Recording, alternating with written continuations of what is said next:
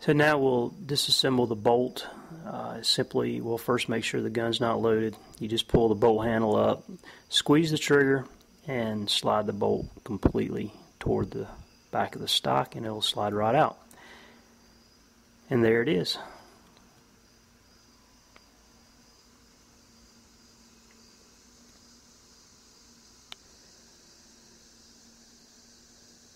Now for the front and rear barrel bands, which are a little tricky to say the least. I used a screwdriver to try to slide those back off over the spring clips. Not the easiest task. When I went to put those back on the rifle, I used some Vaseline. I rubbed Vaseline on the handguard to try to protect the finish.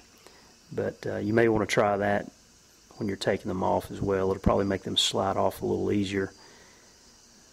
But you just got to be real careful. Don't let, if you do use a screwdriver like I did, don't let it slip off the band and come back on your hand and cut you.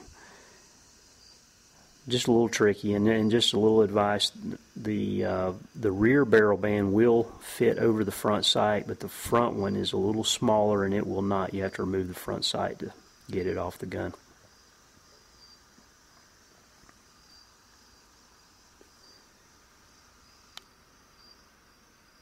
And to take the receiver and barrel off, you basically just unscrew one and then one more screw on the bottom, I believe, and it'll just come right off the stock.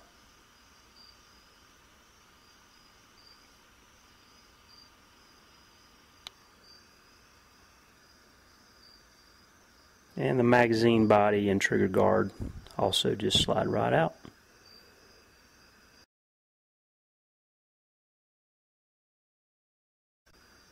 And there it is. Not a whole lot to it.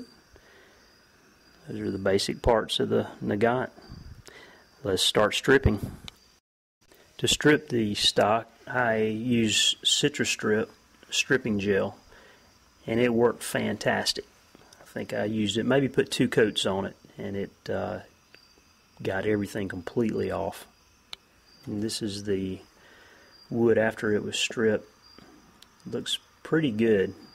Still a lot of cosmoline in the wood itself and around some of the parts, where the sling attaches inside the stock. There was still a lot of cosmoline I had to get out, but I tried a variety of ways to get the cosmoline off the rifle.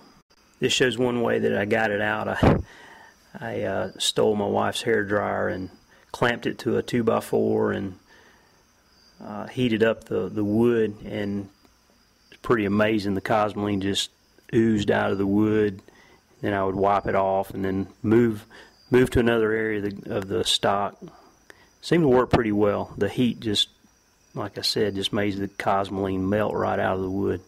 I also used mineral spirits to coat the wood down, and it got some of the cosmoline off as well. Cleaned up the wood.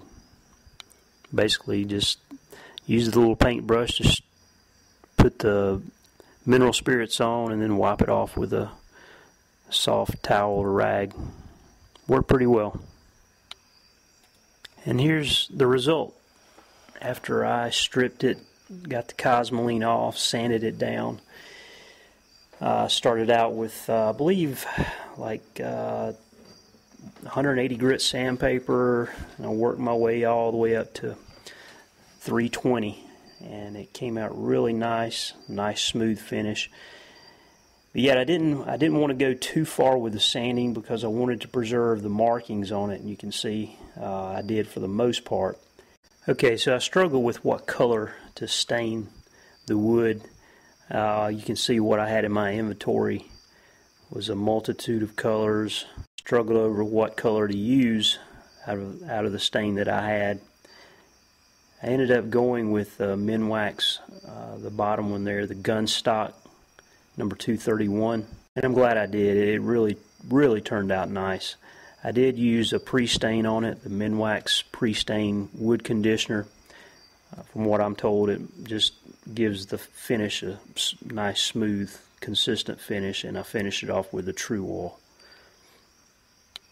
This is the rifle after I applied the pre-stain conditioner to the wood. Just a simple clear coat basically is all that is. And this is after one coat of Minwax Gunstock 231. I decided it was a little too light, so after it dried I wanted to go with one more coat.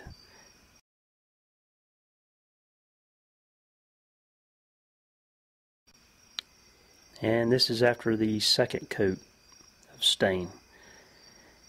That was about where I wanted it. Looked really nice. So I decided let's just stick with that, and then we'll start applying the True Oil. And this is it. I think I lost track after 7 coats of True Oil. I probably ended up putting about 10 coats of True Oil on, and I used my finger, dipped my finger in the True Oil and just smoothed it out on the wood.